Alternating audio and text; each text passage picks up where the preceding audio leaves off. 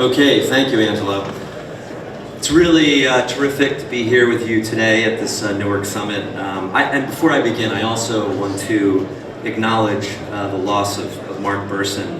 You know, Mark, one of Newark's native sons, leaves an everlasting impact in Newark. He was Audible's landlord and a key collaborator in building Newark's innovation corridor. He'll be missed by so many. So it's inspiring and heartening to be in a room full of leaders from every sector, all of whom are equally invested in Newark's shared success, and to be surrounded by colleagues all focused on innovation, whether it's economic, real estate, creative, and cultural development. 4 years ago, I took on the incredible opportunity to become the CEO of Audible.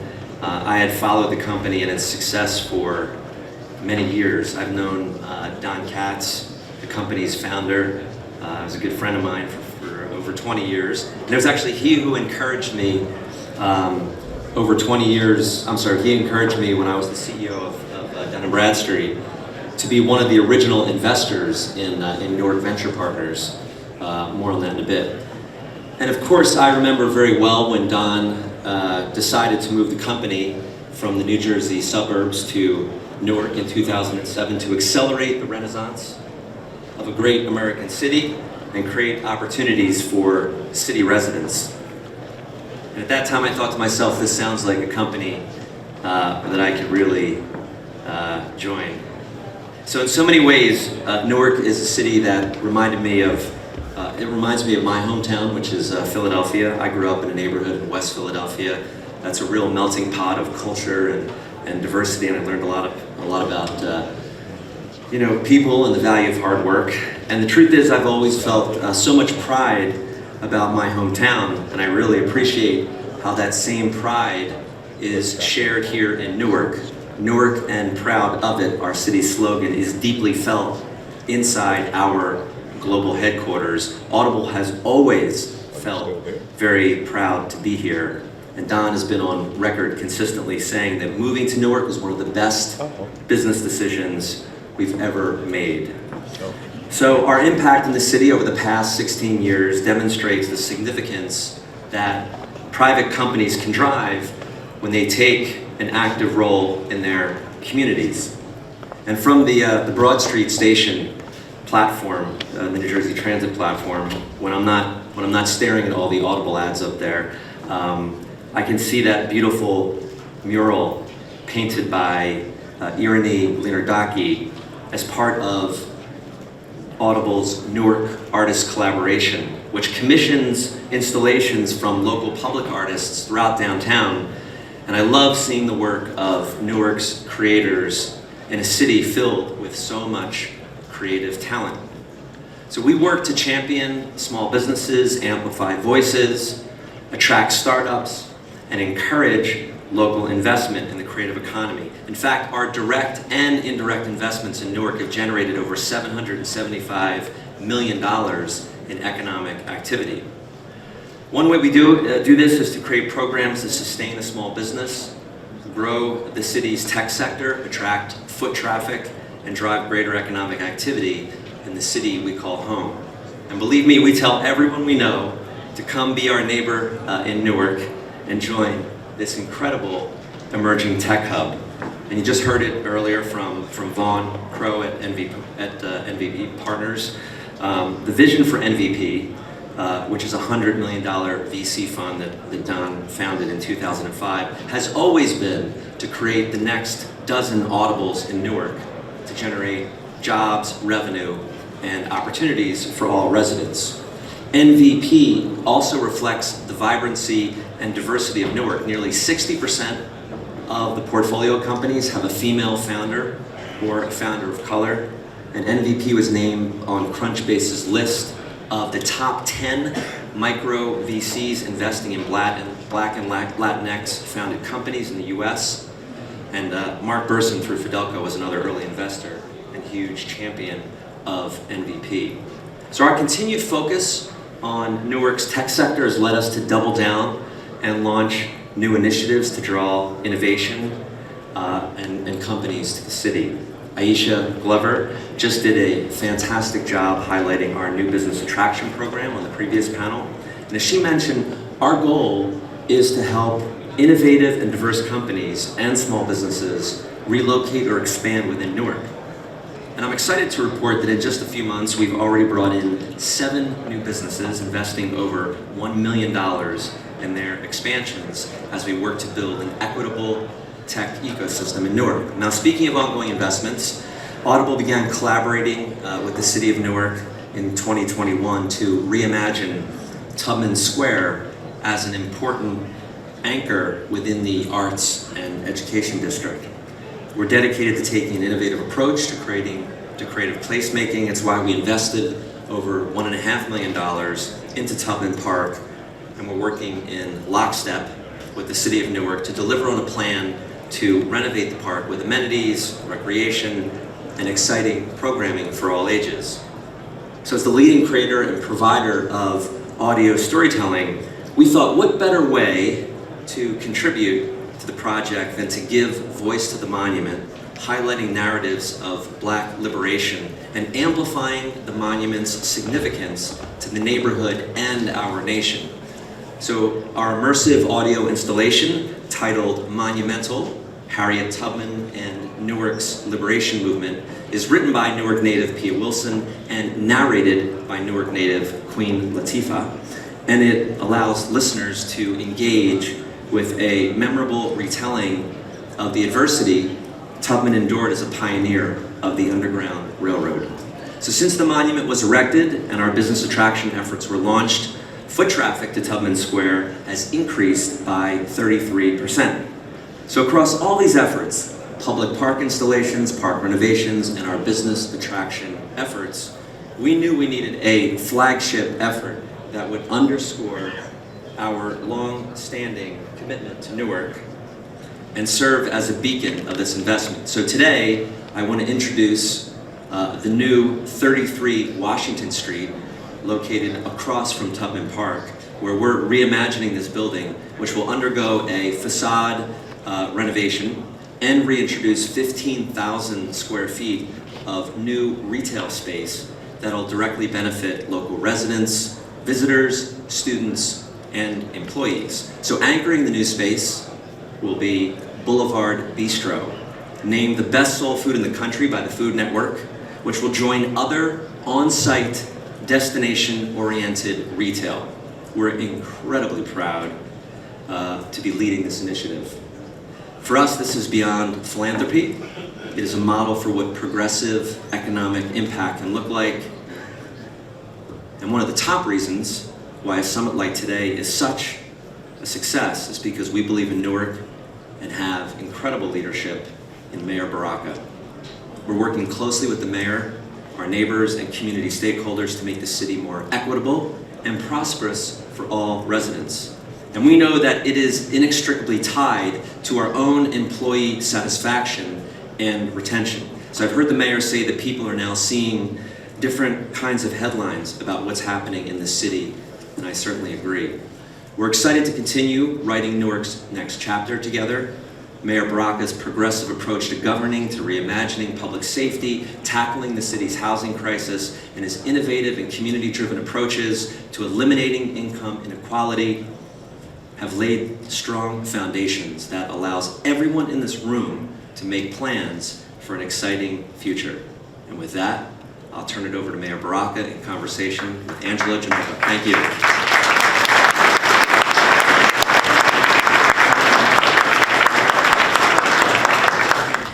We've had a wonderful summit so far today and heard a lot of very interesting things from folks.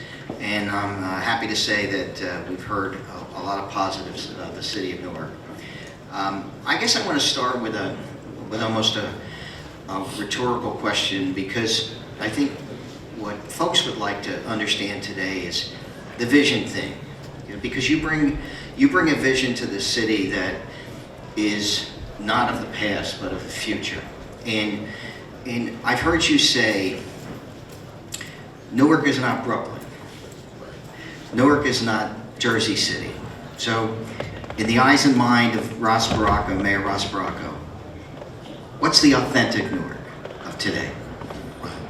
That's a great question. Thank you. I mean, Newark is a fundamentally working class city, an industrial town, a manufacturing, a placemaking place. You have people who've come here from different walks of life trying to figure out how to raise their family, how to grow their families here, from folks who are escaping Jim Crow and from in the South to immigrants trying to find opportunity, job, and wealth for their family, and converged upon this city. And since then have been trying to find a way to continue to develop it and move it forward. Some people moved out of the city and they're all over the state, and you run into these people all the time. Everybody from New Jersey, I think, was born in Newark, I don't know. But every time I run into them, they tell me I'm from Newark, my family's from Newark, you know, but that's a great story. But there are still remnants of that here in our city. And, you know, that same kind of feeling of immigrants in the 60s and the 50s and the 40s who found their way to Newark still exists here today. Families still trying to figure out the same thing. And we want to keep that character. We want to keep that culture, a placemaking culture, a culture of manufacturing, of building, of art, of creativity, of immigrants. We want to keep that culture. That's the culture that's Newark. It's alive as well, and we want to build off of it. So how does that translate into a development philosophy? I mean, you've been very assertive in areas that the developer community has resisted, things like affordable housing, rent control. You're insistent that Newark's promise be realized by everyone in Newark, not just by a few.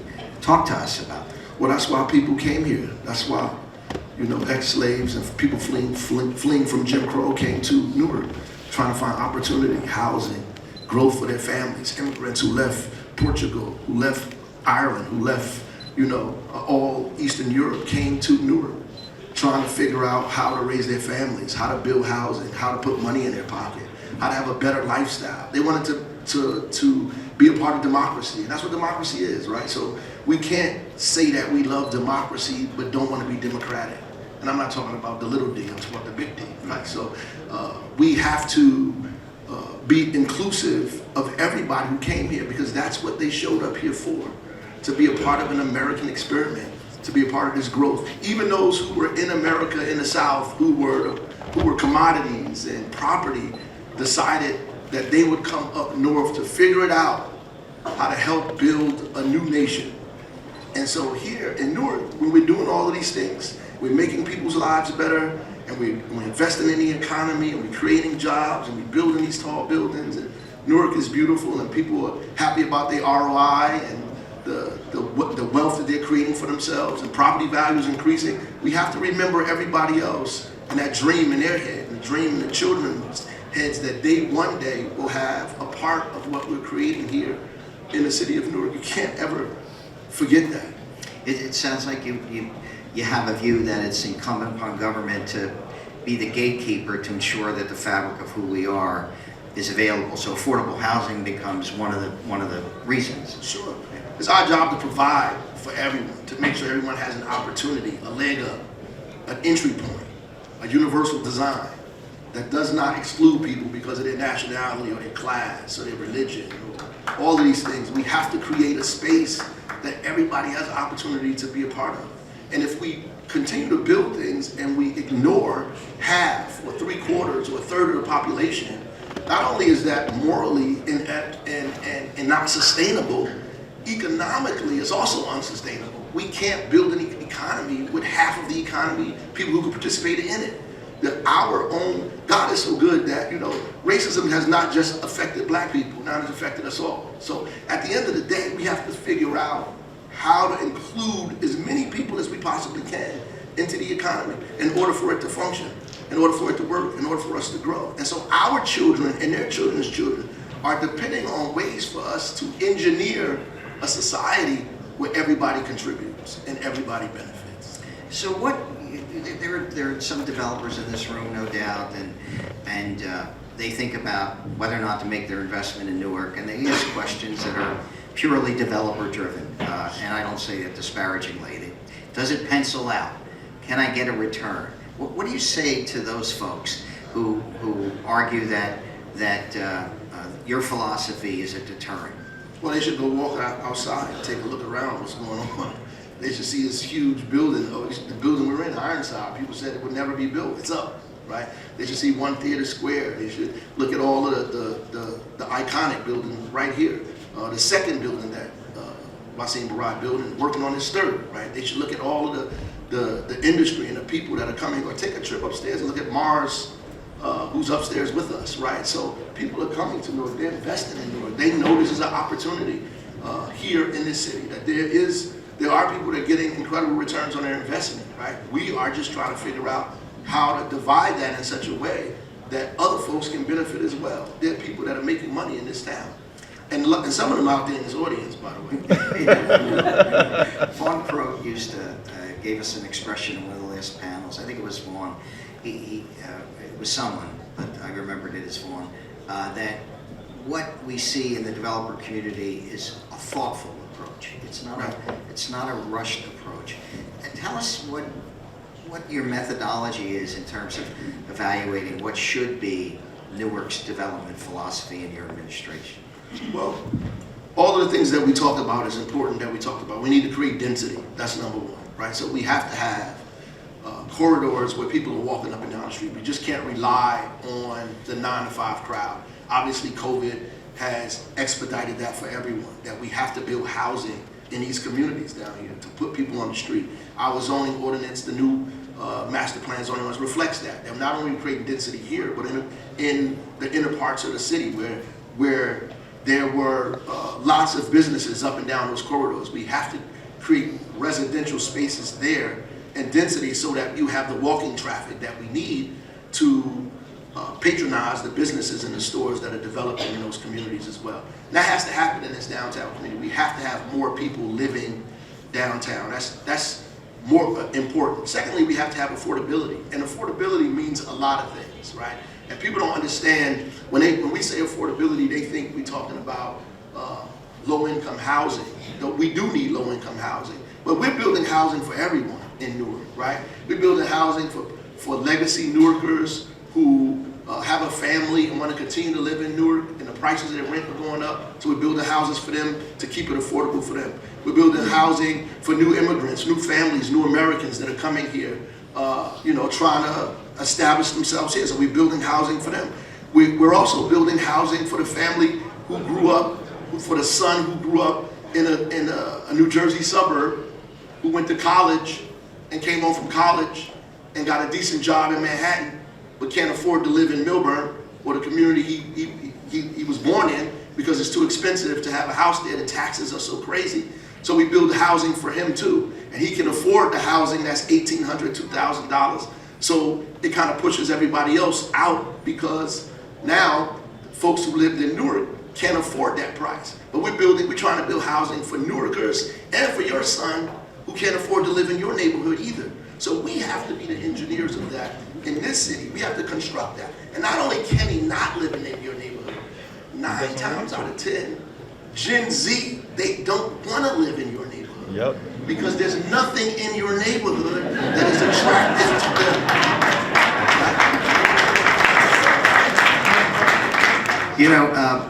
them. Mayor Baraka is a true son of Newark, grew up here. A number of us knew his father and his family, and he very much is the soul of Newark, at least in my experience. One of the things that people in the real estate world, at least at this program today, haven't spoken much about, that you bring a particular perspective, is education. Restaurants may be a magnet to new residents, but education's a magnet. People that want to raise their children, and you served as the principal of Central High School for many years before you came into politics in the way that you have. Where does education play in the development objectives of the city? It's incredibly important, and you're absolutely correct. People, not only just families, but business.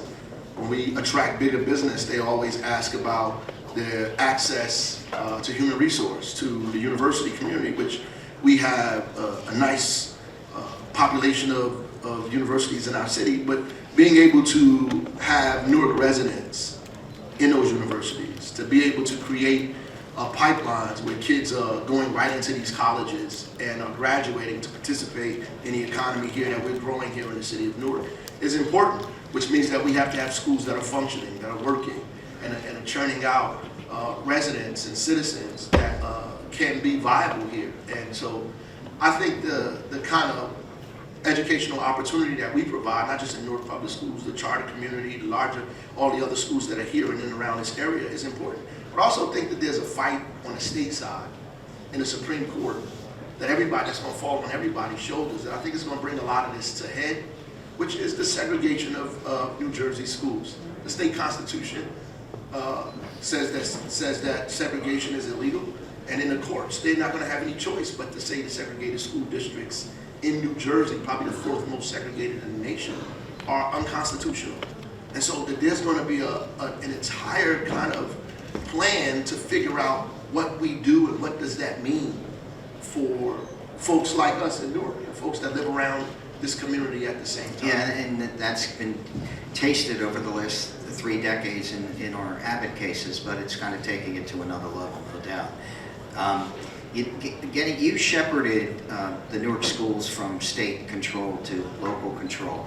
What have you seen in terms of its translation? What is the elevator pitch to the prospective developer that wants to put 250 units in this city on, are the kids that are going to live here with the new families that come here going to get a quality education? We have great schools in Newark. Technology high schools in the top 50 schools in the state of New Jersey, USA Today. We have schools like Science High, like University High. We have great elementary schools in the city of Newark. We have an incredible charter community in the city that provides a variety of options in the city. We have private and parochial schools as well. We have one of the greatest private parochial schools in my mind, which is St. Benedict's. So these schools and opportunities are here in Newark. I would tell them not to listen to pundits and folks who make a living out of trying to humiliate Newarkers, to actually pay attention to what's happening in our city and talk to residents who live here, whose children go to school here, right? I was born and raised in this town. I was educated in Newark Public Schools. I went to Madison Avenue Elementary School, Clinton Place Junior High, and University High School, and graduated and went to Howard University and St. Peter's in Jersey City. So my education is public right here in the city of Newark. And you spent time in Jersey City and you came back to Newark. I sure did. So on Pulaski Skyway back and forth. Right. So Mayor, one of the comments we heard this morning when a question was asked about challenges had to do with the development bureaucracy. You've really assembled a team under Allison Ladd's leadership that's extraordinary, and in their mission, and you've most recently, the council's adopted a resolution to add a second zoning board. What are the challenges you see in creating the kind of bureaucracy that can move permits along, that can do inspections, that can get things done in a timely fashion? The problem that we're having is the kind of development we're experiencing is moving faster than our ability to keep up with it. So we could have a 1967 Oldsmobile that we're driving, in a race where people are with modern Porsche cars and all these other kind of things. And I make that analogy because we still have the same infrastructure in the city of Newark that we had pre this economic boom that we're experiencing here in the city. And then COVID came and made it worse. So Newark didn't experience a downturn like other cities around development. In fact, it continued and exploded even more so during and after. Our struggles with resources wouldn't allow us to expand in the way that we need to expand as quickly as we want to. So people believe, I know you believe you have the only project in the city, but there's probably 350 other ones in the town as well. But we also, when we expand our population to 311,000 people, we rate when the census go up because more people are coming to Newark. That means we have to expand DPW. We have to expand the police department. We're trying to build a full-size, full-service police department in a downtown district community, period, right? Just for here, we have to figure out how to expand the fire department, how to expand a UCC office, how to expand folks in code enforcement. So all of those things are important, and it takes resources for us to do that. So we do it as thoughtfully as we can, as slowly as we allow to, but we have to pick up the pace, and we're doing that little by little, trying to pick up the pace. But that's all centered around the resources that we get. So it's cyclical. The more you develop, the more resources we get, and the more we're able to feed the infrastructure. And it's on the radar. Yeah. So with the little time left we have with you, I think folks will be upset if I didn't open it up to a couple of questions, if that's okay Sure. with you. So I'm going to entertain if anybody has any question for the mayor. There's one up here.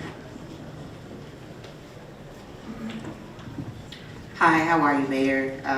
My name is Ashley Sullivan. I work for Turner Construction. I do community and citizenship for Turner. So when you need that police station built out, you should definitely call us. I'm also a member of Alpha Kappa Alpha sorority, so greetings to you, Fry. My question is, I attended a town hall in Jersey City about a year ago. You talked about the affordability housing program for Newark residents. How is that going? How's the reception for that program been? I wish they would do it in Jersey City, but you know, that's a powerful program, and I commend you on having the foresight to do something like that in this community, to have it a vested interest by your residents. How's that going? As a matter of fact, right before Thanksgiving, I was blessed with being able to be in the house with a young woman and her family who was just moving in. We just gave her the key. The Giants linebackers invested his money with Bob's Furniture to fully furnish her house so that she could begin Thanksgiving in a new house with a new backyard. She did this with her Section 8 voucher. So this is a family who lived in public housing, who now took their Section 8 voucher and is now a homeowner here in the city of Newark for the same amount that she was paying when she lived in the projects in the city of Newark. Wow. Impressive. We have time for another question? Yeah. It's right here we have. I'm good, so, you know. Yeah, we got to see a video earlier. You're pretty handy with a microphone. I think the question is in the middle right here.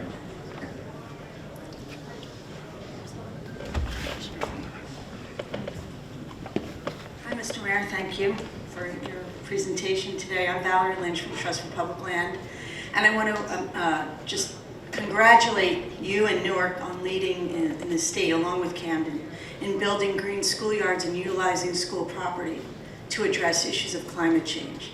Are there other innovations that you're implementing to address climate change that might make this city more attractive for developers and investment? I like the way you put that, make it more attractive for developers and investors. That means y'all are interested in climate change. Right? But we were just on the phone with Bloomberg trying to get an additional grant to begin to do more of that kind of work. And that is put together an I-team that go in these communities and deal with our heat island index, which is really high, the second highest in the nation here in the city of Newark, because of the impervious surface that exists. So things with green roofs, which is a part of our zoning ordinance, green roofing, more infrastructure around preventing flooding in development as well, opportunities for folks to help us with all the impervious surface that we have in the city of Newark. Some of the solar as a part of it as well. We're training Newark residents on solar and planting and developing solar so they could be a part of us putting solar on houses, on development, in school lots, and so forth and so on in the city. So there are many things that we're doing. It's probably a long list of them, but our zoning ordinance particularly speaks to our desire to deal with climate change in the city of Newark. Okay, we're going to have time for 2 more questions, and then the mayor's going to have to scoop. You throwing me out? No, not throwing out. Never throwing out. It's all right, brother. No way. It's all good. Brother Mayor, happy Founders Day. How you doing? Happy Founders Day, brother. How do you respond to the native Newarkers that say, they hear about all this development, all this great stuff going on, and say they, whoever they are trying to gentrify Newark? How do you respond to those people? Well, that's true. I mean, gentrification, I'm just not a part of the they. The gentrification is really a result of capital investment. It's really a result of capital development. It's a result of the lack of housing, right? And there's a lack of housing across this country and a lack of housing in New Jersey, right? And housing prices are going up. Matter of fact, I was on a panel where folks from the DCA said a family that's making $200,000, a family of 4 or 5 is struggling in New Jersey, and they're looking for an apartment. And those folks that are in those apartments, who probably should be in a house somewhere, is in an apartment, taking apartments from other folks who may need that apartment, who can't afford what they can afford. The same scenario I brought up earlier about that we have to take care of your son or daughter who is moving and trying to find a place to live in my community because they can't afford to live in yours, because the zoning ordinances in other people's communities do not allow for housing density. And because it does not allow for housing density, then we're forced in Newark to be creative and engineer a plan for all of New Jersey. While some people get to take care of just a portion of New Jersey, we have to take care of everybody in the state of New Jersey, right? And so that's what causes the housing strain for us in the city. And it'll always be there unless people take a larger portion of their burden.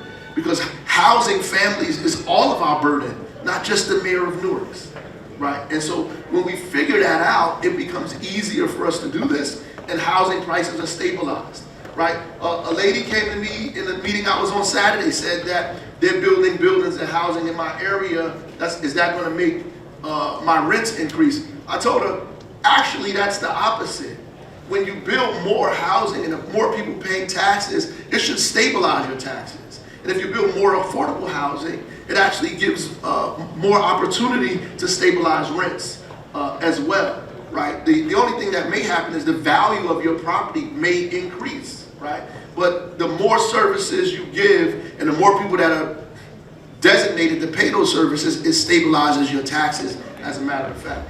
It's easy. If you have a piece of pie and you cut it 4 ways, you eat bigger portion of the pie. If it's cut 15 ways, it's 15 people you have to divide that pie out to. Allow people to live in your neighborhood and watch your taxes decrease.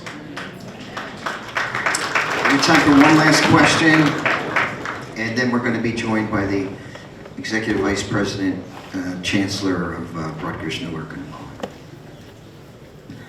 Hi, good morning. My name is Christine McNeil. I'm a native Newarker, and I always say this to you every time I see you, but you were actually my 4th grade teacher at Warren Street. You may not remember, but I mention it to you every time I see you.